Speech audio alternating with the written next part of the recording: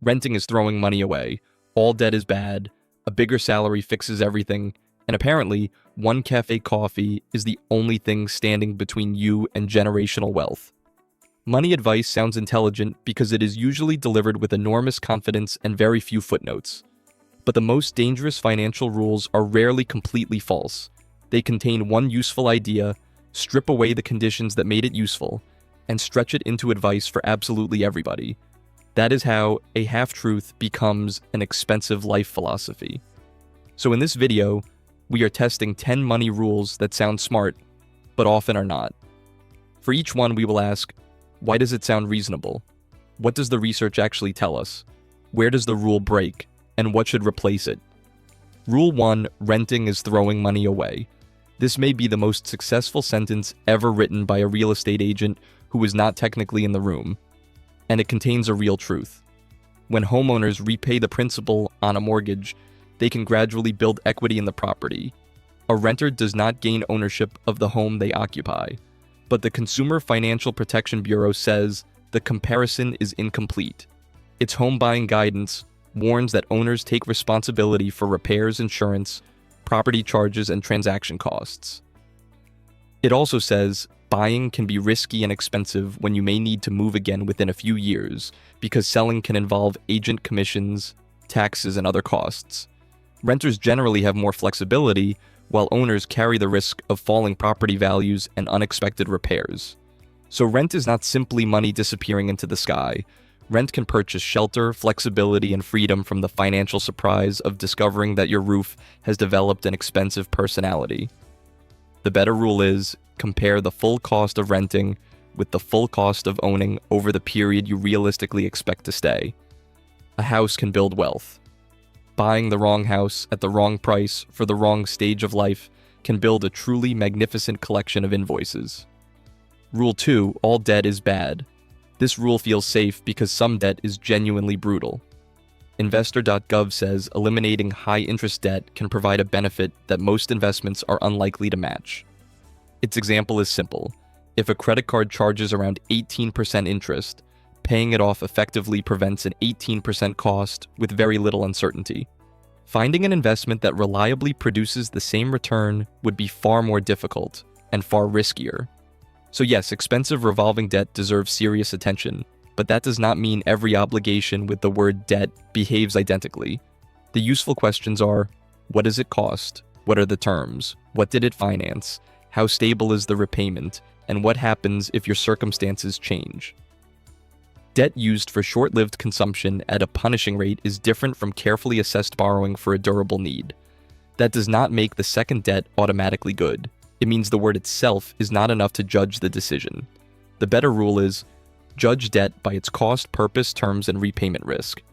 Debt is not one animal. Some debt is a ladder, some debt is a treadmill, and some debt is a financially aggressive duck that follows you home and refuses to leave. Rule 3, a bigger income will fix everything. More income helps. This video is not going to perform the internet finance magic trick of pretending income is irrelevant. If someone cannot cover basic living costs, earning more can meaningfully improve their life. But research shows that additional income does not automatically become lasting wealth. A large randomized experiment published by the National Bureau of Economic Research gave 1,000 people $1,000 a month for 3 years. Another 2,000 people received $50 a month. The larger payment increased measured household spending by at least $300 per month. Spending rose across many categories, particularly housing, food, and car expenses. The researchers found modest increases in assets, but those gains were offset by higher debt, producing an effect on net worth that was close to zero. That does not mean the money was wasted. Some increased spending may have improved comfort, mobility, or quality of life. The important lesson is that income and wealth are not the same measurement. A raise often arrives without instructions. The apartment improves, the car improves, convenience spending improves magnificently, and somehow the savings rate remains exactly where it was. The better rule is, decide what part of every raise will go toward your future before your lifestyle discovers the new money. More income creates capacity. A system decides what that capacity becomes. Rule 4, always buy the cheapest option. the cheapest price is visible immediately. Durability, replacement costs, repair costs, wasted time, and poor efficiency tend to introduce themselves later, and research into the poverty premium shows that people with less financial flexibility can sometimes pay more for essential goods and services. A UK government review discussed University of Bristol research, identifying higher costs across areas such as household energy, insurance, access to money, and expensive credit. That research estimated an average poverty premium of hundreds of pounds per household each year, although the amount varied substantially, and the review noted important limitations in the available data. The point is not that every cheap product is bad, or that the expensive version is automatically better. Luxury companies would be delighted if that were peer-reviewed science. The point is that affordability can restrict choice. Someone who cannot afford a durable purchase, buy in bulk, pay annually, or access cheaper credit may repeatedly pay more over time.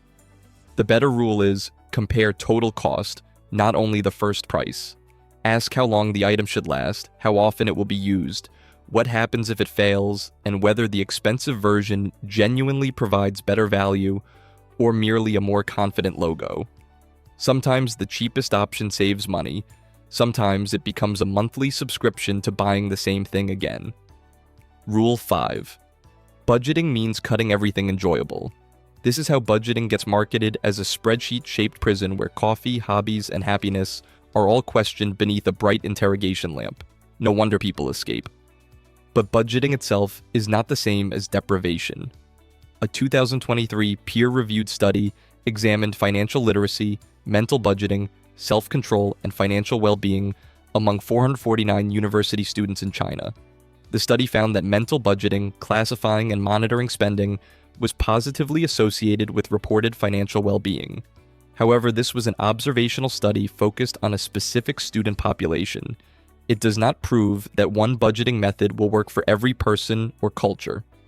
What it does support is the idea that giving money clear purposes can help people feel more in control. A useful budget is not a punishment list. It is a decision about what deserves your income. It should protect essentials, support your future, and deliberately fund part of the life you enjoy now. Research on spending and happiness also suggests that people who used money in ways that genuinely made them happy experienced stronger improvements in well-being over the following months.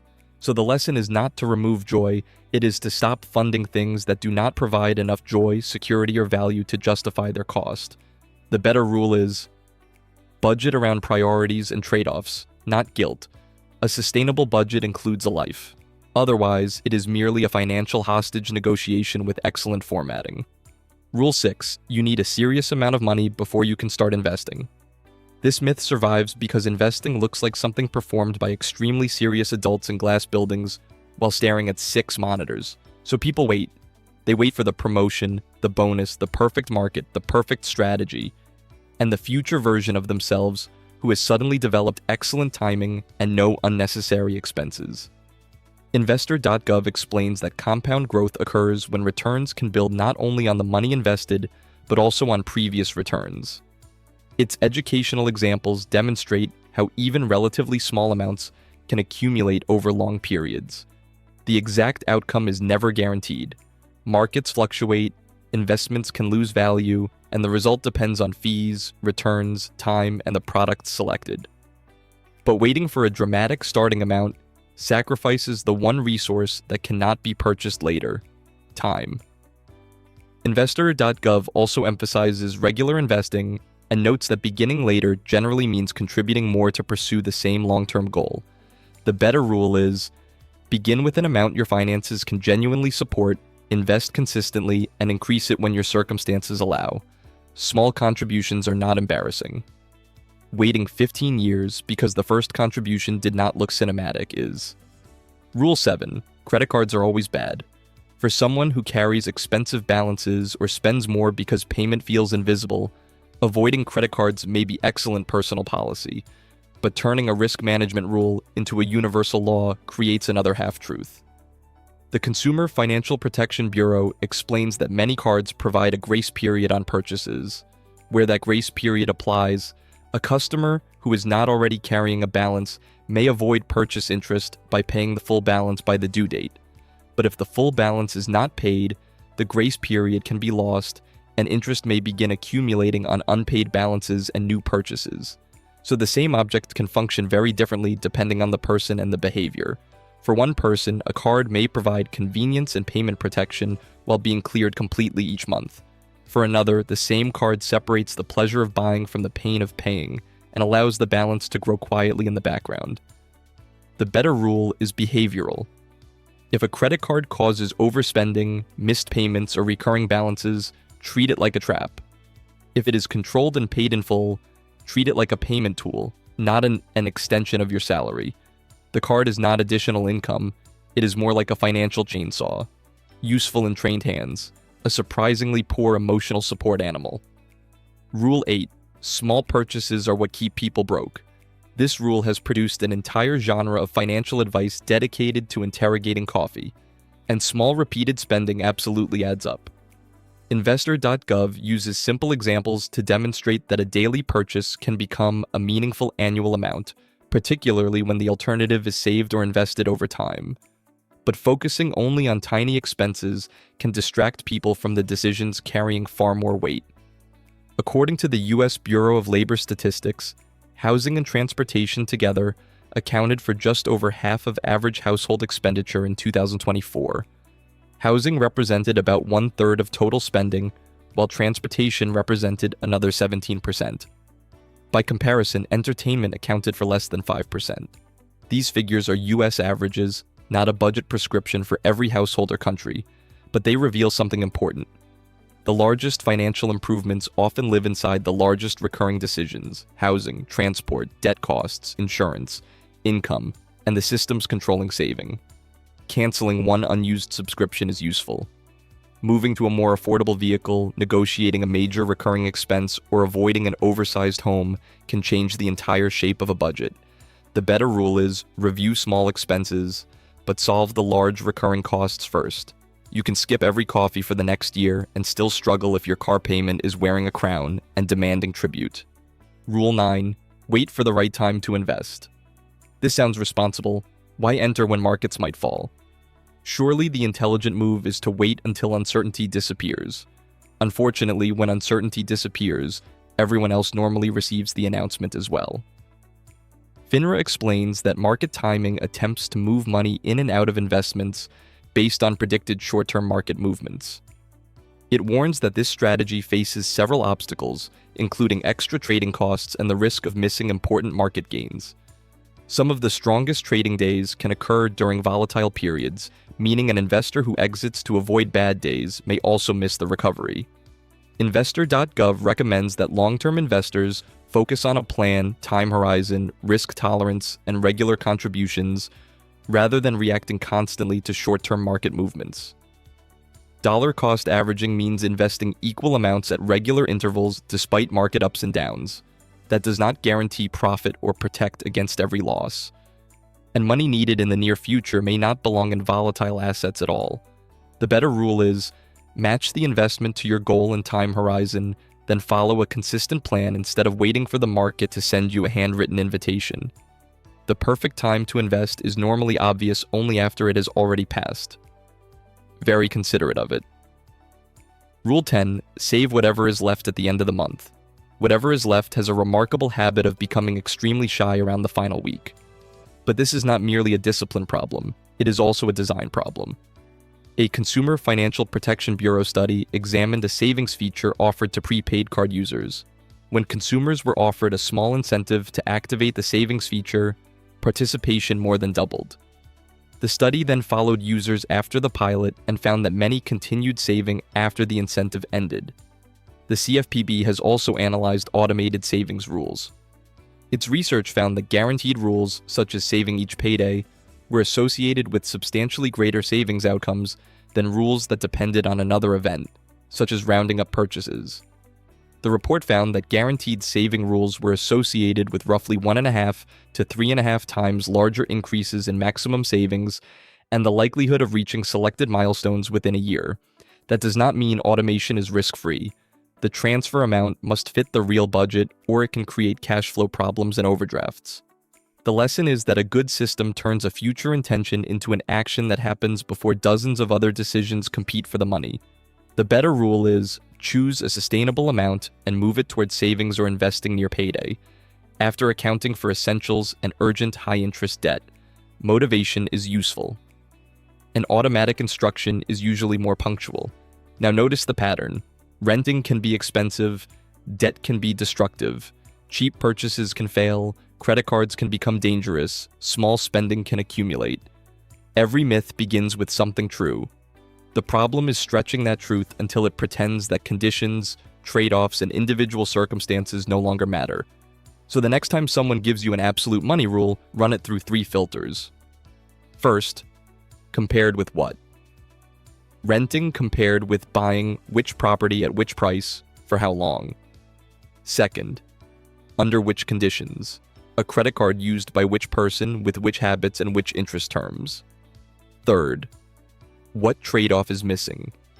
Does the cheapest option cost more time? Does homeownership reduce flexibility? Does paying off low-cost debt remove cash needed for an emergency? Those questions will not produce one perfect answer for everyone. That is the point. Good financial decisions rarely fit on motivational bumper stickers. Which money rule caught you for the longest? Was it waiting for more income, saving whatever remained, or believing that one harmless coffee had personally sabotaged your retirement? The goal is not to replace 10 bad slogans with 10 new slogans. It is to understand what the rule is trying to protect you from. Examine the evidence and apply it only where it fits. Better thinking creates better decisions, and better decisions create better money.